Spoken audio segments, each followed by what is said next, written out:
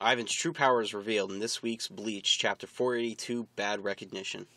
The chapter begins where the last one left off, with Ichigo telling Ivan to get off of his bed. When he refuses, Ichigo pretty much just roundhouse kicks the shit out of him, sends him flying out the window. Ichigo tells the gang he's going to go find out who he really is and takes off. However, Ishida and Chad say they'll join him when they're done eating bread. So it shows you how concerned they are about this new threat. Ichigo finds Ivan and says that he'll listen to what he has to say if he follows him to a different location so they can discuss the matter. He questions him on whether or not he's actually a Rancor just by judging by the broken mask on his face. He thinks that he might even be planning to avenge Aizen in some way. Ivan seems pretty disgusted at the fact of being called an Rancor, so he gets pretty serious and tells Ichigo that he is not one.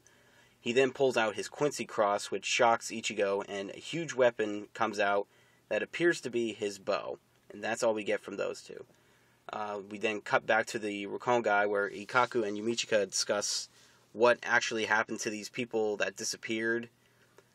They come across a patch of footprints, and they come to the conclusion that it couldn't have been hollows because they're all just standing around. It looks as though someone just completely erased them.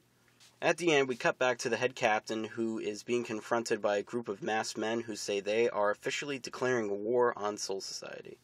Pretty good chapter this week. Hell of an improvement over last week's, I think. We finally got some insight on Ivan, who appears to be some kind of Quincy Hollow hybrid.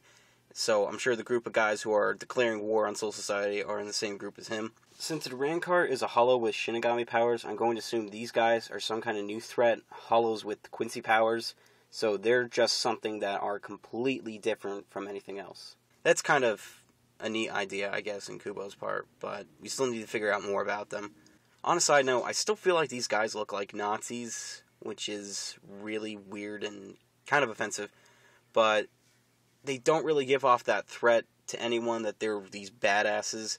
I think if they lose those stupid get-ups, they'll probably seem more menacing and cool, kind of like the Espada, but who knows. That's it for this week. Let me know what you guys thought of the chapter in your comments down below. Remember to like and subscribe if you want to see more of these reviews. Alright, peace guys.